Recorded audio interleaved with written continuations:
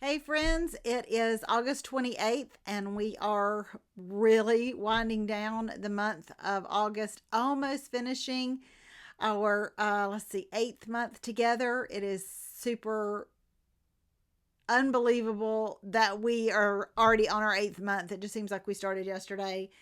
And so many of you have been with me doing this since it was called Blog Through the Bible, starting in 2009. Isn't that crazy? There are actually people that have been reading with me that I've been reading with since 2009. It's amazing.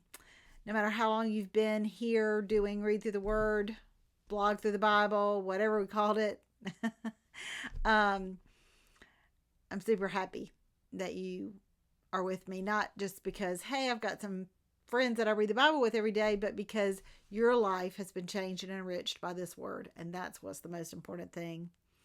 The harvest is great in your life. I do hope and I do believe to be true. So, I had the opportunity to teach the lesson on the 26th of this month. And I said in that video, there's going to be a sister connection, a brother connection, a relationship between the 28th or the 26th and a later lesson. And this is that later lesson. This is lesson 28. So if you, August 28th, if you have not listened to 26, you can go ahead and watch the 28th. That's fine. But make sure you go back and look at the 26th because it talks about the idea of ruins and the sovereignty of staying in the place of ruins and what God can do there. And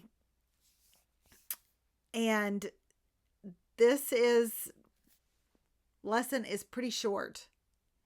It's pretty obvious. And I want you to worship today because our God is a God of great harvest. He is a God who can make beauty from ashes. I almost missed this.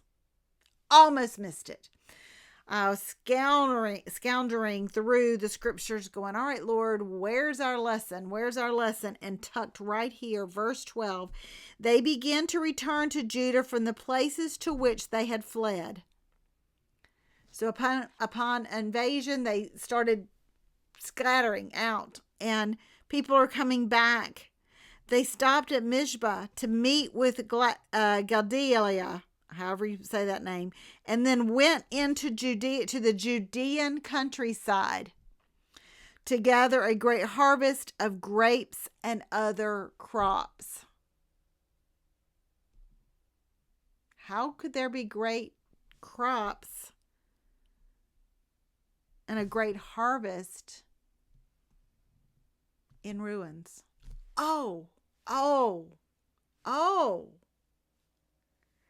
Because God sovereignly left some people behind.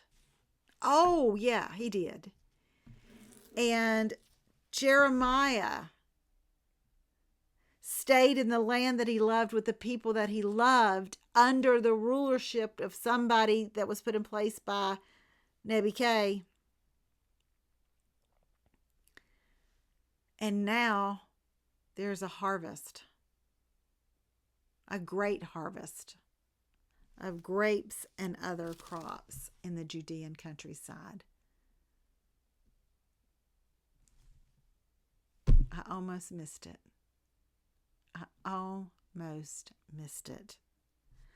God can make anything grow anywhere.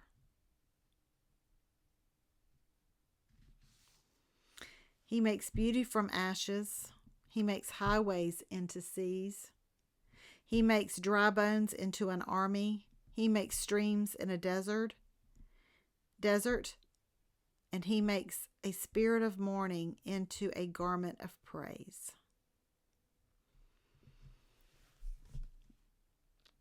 There's a song about that.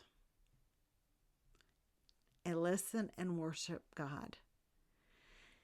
If you have come from a place of ruins, You know what thereof which I speak, don't you? And if you're in a place of ruin today, whatever kind of ruin it might be encouraged today, because he can turn your grave into a garden. He can turn your sea, what's right in front of you, into a highway. He can turn your ashes into beauty, your garment of mourning into a garment of praise. And he can turn your sorrow into laughter. And there can be a field of dry bones around you that can rise up and be your army.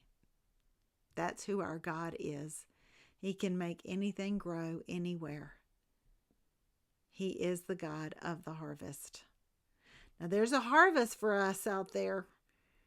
We're supposed to be out there being ambassadors for Christ. I understand the relationship to that phrase to salvation and winning souls and evangelism.